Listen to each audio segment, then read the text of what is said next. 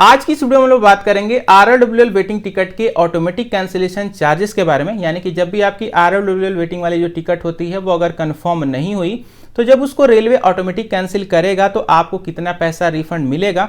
इसके साथ ही मैं आपको ये भी बताऊंगा RRWL वेटिंग टिकट के ऑटोमेटिक कैंसिलेशन के पीछे जो रेलवे के दो नियम काम करते हैं उनको भी आपको ध्यान से समझना है, क्योंकि अगर आप इनको ध्यान से नहीं समझेंगे तो आप ऑटोमेटिक कैंसिलेशन का वेट करते रह जाएंगे और 10 साल भी बीत जाएंगे तब भी आपको आपकी वेटिंग टिकट का रिफंड नहीं मिलेगा। तो रिक्वेस्ट आपसे यही रहेगी कि वीडियो को बिना स्किप किए हुए देखिएगा। लाइक तो आप कहने पे भी नहीं करेंगे, इसलिए आइए हम लोग वीडियो को यहीं से शुरू करते हैं।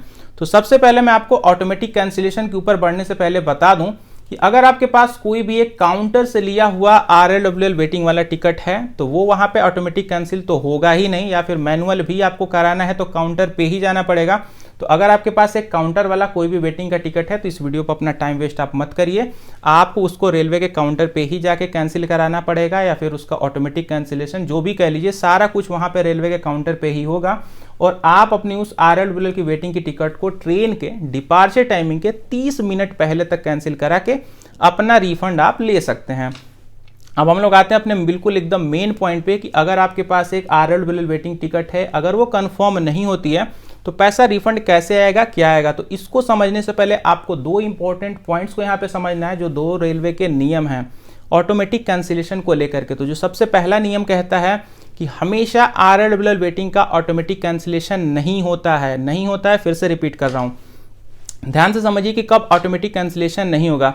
अगर आपने एक RRWL वेटिंग वाली टिकट बुक की है एक से ज्यादा, यानी कि 2 बुक की है, 3 बुक की है, 4 बुक की है, 5 बुक की है, एक से ज्यादा अगर आपने RRWL वेटिंग वाली टिकट को बुक कर रखी है, अगर वो पार्शियली कंफर्म हो गई, जैसे मान लीजिए कि 3 आपने बुक की, 2 कंफर्म हो गई, 1 वेटिंग में रुक गई, 4 बुक की है, 2 कंफर्म हो गई, 2 वेटिंग में रुक गई, तो ये जो 2 वेटिंग टिकट हैं ये ऑटोमेटिकली कैंसिल नहीं होंगी। 10 साल भी आप वेट करेंगे तब भी ऑटोमेटिक कैंसिल नहीं होगी और ना ही आपको रिफंड मिलेगा।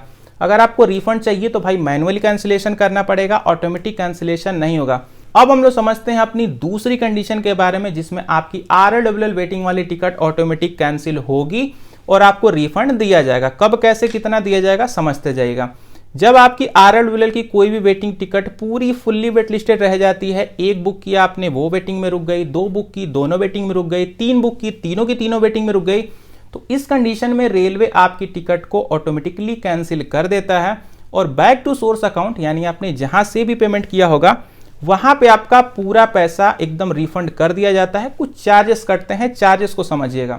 अगर आपकी टिकट स्लीपर की क्लास की रहेगी तो वहां पे 60 रुपीज पर पैसेंजर के हिसाब से आपके ऊपर चार्ज लगाया जाएगा और उसके बाद आपका पैसा है आपको जो वो रिफंड कर दिया जाएगा।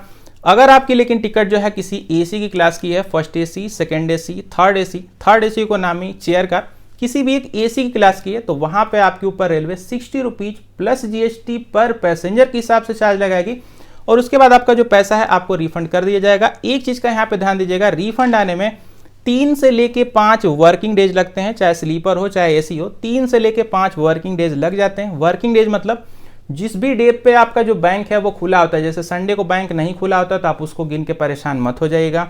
कोई भी नेशनल हॉलीडे पड़ गया तो वहां पे भी आपका बैंक नहीं खुला होता है। तो जो भी बैंक के वर्किंग डेज होते हैं 3 से लेके 5 वर्किंग डेज में आपका पैसा बैक टू सोर्स अकाउंट में आपको रिफंड कर दिया जाता है। तो दोस्तों यही था total scenario RRWL waiting ticket के कैंसिलेशन चार्जेस को लेकर के। वीडियो पसंद आ गई हो तो अब तो लाइक कर ही दीजिएगा।